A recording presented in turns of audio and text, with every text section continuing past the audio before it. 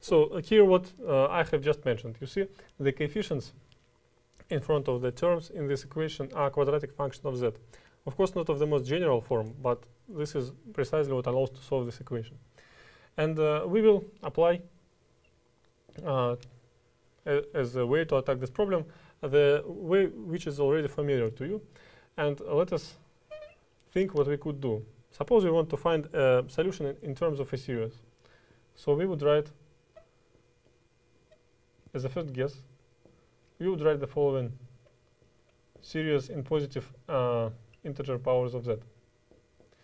Unfortunately, exactly this scheme is not going to work because, as it will turn out, this parameter nu, which is actually for the moment arbitrary number, real or complex, and by no means integer, this parameter happens to modify this form of the solution to some extent drastically, but in a quite simple manner. So in fact, what we will require is that for solution to be of the following form. So we will just take a series in non-negative integer powers, but multiply it by some arbitrary, possibly fractional or even complex power of z. So this formal series, or in other words, it can be compactly rewritten as sum over n, integer n from 0 to infinity, c sub n times z to the power s plus n. And this is our form. And notice that contrary to the case of the equation with linear coefficients, which we have solved before, this s does not have to be integer. It is fractional, and actually it should be found together with coefficients c. And this is exactly what we are going to do now. So the next stage is, as before, to take this y represented by the series and substitute it to our differential equation. And in doing so, we need to calculate first and second derivatives multiplied by z squared and z, and then look at this equation order by order in z. So let us look at the structure of the equation itself. So we see that, for example, this second derivative will reduce the power of z in each of the terms by 2. Then it is multiplied by z squared. The same concerns the second term. In fact, the derivative will reduce the power of each of the terms by 1, and then it is multiplied by z. So it means that total power of each term is restored.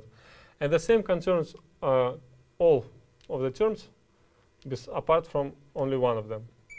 So it's convenient to group these three guys together and this to be separate by exactly the reasons which I have just outlined.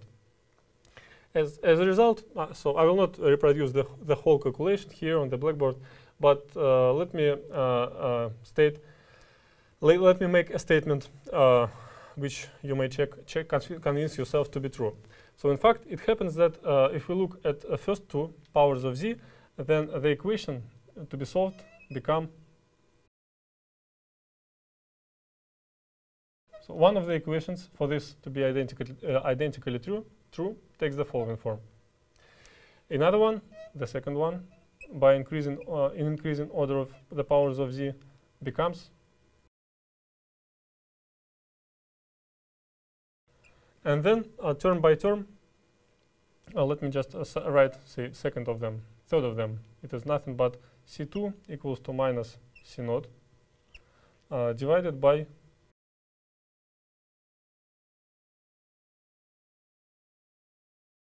and in fact, already at this stage, the pattern should be recognizable. And to make it even more clear, let me reproduce another equation which goes next in order.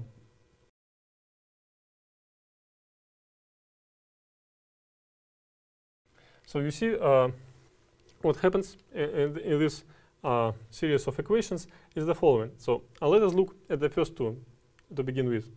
And then in order to identically satisfy the first equation, what we need to require is either vanishing of the first bracket or the second one. So in particular, one of the ways to do this, and in fact they're equivalent to some extent, so we choose only one of them. A way to do it is to make C1, C0 to be not equal to 0. And then there are two possible ways to choose S, which should be either positive nu or minus nu.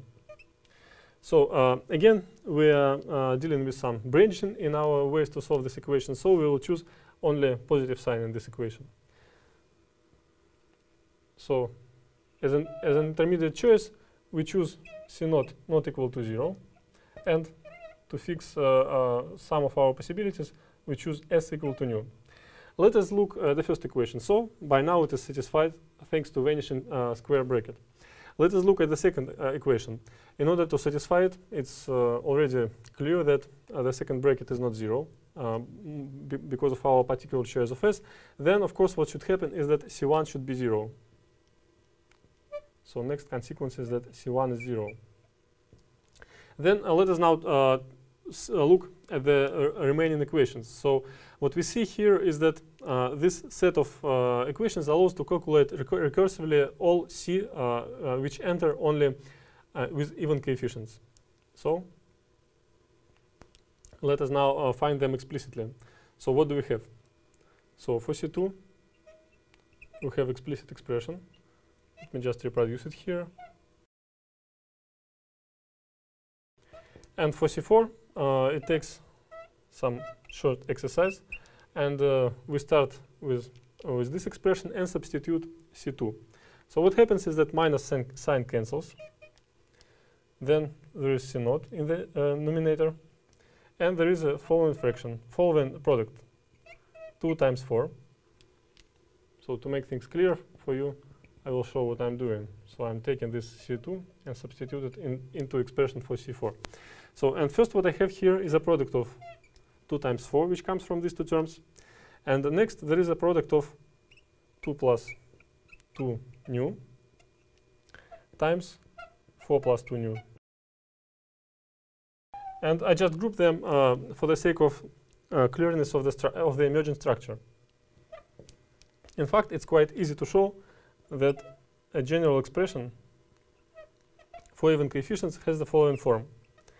So notice, please, that there is a oscillation of sign. So each time the coefficient is multiplied by minus sign, so there is minus 1 to the power k. Next, what happens is, of course, there is this common factor C naught, which just transfers through all this recursive procedure. Then there is a following product in the denominator. It's 2 times 4, etc., times 2k. This is the first group, which comes from first factors in each of these recursive relation. And there is another product, which is 2 plus 2 nu, etc., 2k plus 2 nu. And this group of factors comes from the second term in the denominator in each of these recursive relations. So now let us turn to a bit more explicit evaluation of the emergent series. So let us see where we are now. We have almost constructed a solution to our Bessel equation, and we actually are doing it in terms of this series, and we have found some explicit expression for the coefficients. And again, have in mind that what we just have chosen S to be equal to nu. So let us see at this expression a bit more carefully. And we will see in a moment that it can be greatly simplified. So of course the numerator is already quite simple, so let's keep it as it is. But the denominator shows us some possibilities for simplification. So first what we can do is, you see that each of the factors here is an even number. So let us extract 2 from each of them. And there are k factors here and k factors here. So in total, there is a factor 2 to power 2k. Then what happens to stand here is the product of numbers from 1 to k, which is nothing but k factorial. And what happens here is something a bit more complicated, and in particular it's nu plus 1 times numbers which go in integer steps, in fact in steps equal to 1, and the last number in this chain is k plus nu. So and remember that k is a number which goes from 0, 1 to etc. So what it actually stands here is nothing but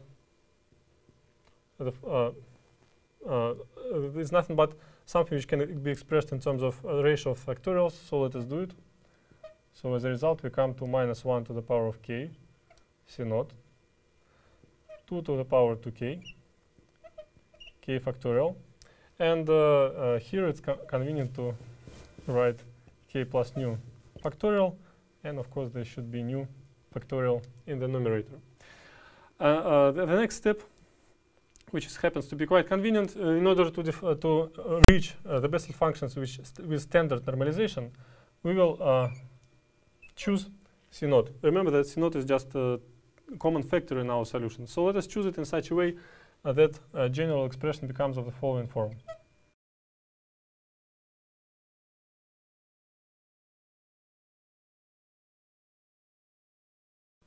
This is a matter of our choice, as C naught just changed the total normalization of the solution.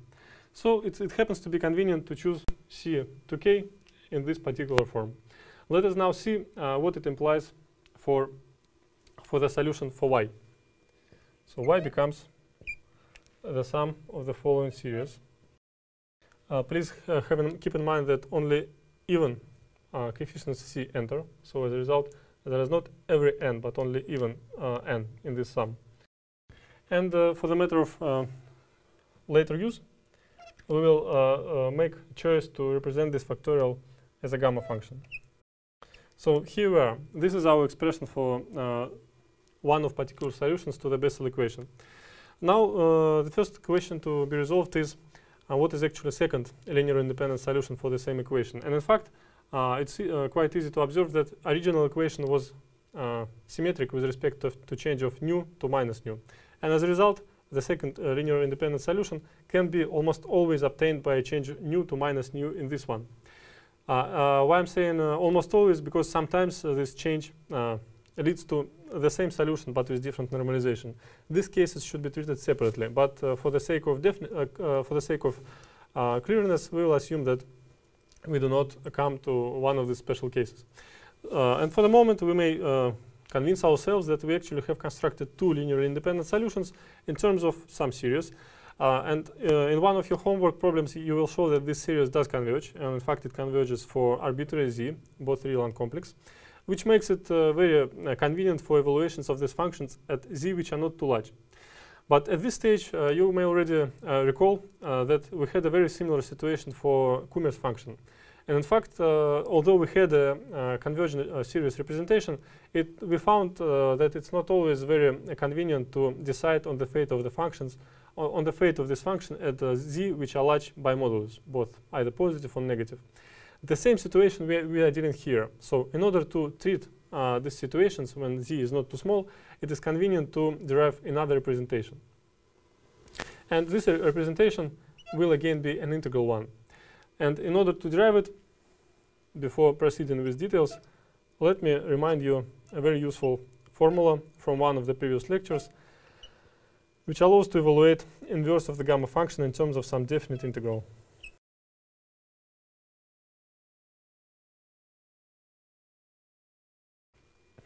Which you have already found useful in many cases, and it will make use. We will make use of it again. And the contour here goes from minus infinity and circles 0 and goes back to minus infinity again. So with this useful representation, what we are going to do now is to replace this factor by the integral over a Hankel contour. And then again, as an example of Kummer's function, we will evaluate the sum explicitly and come to the integral representation of this Bessel function. And for the future, let me use the standard notation. From now on, let us proceed with derivation of the integral representation for this function.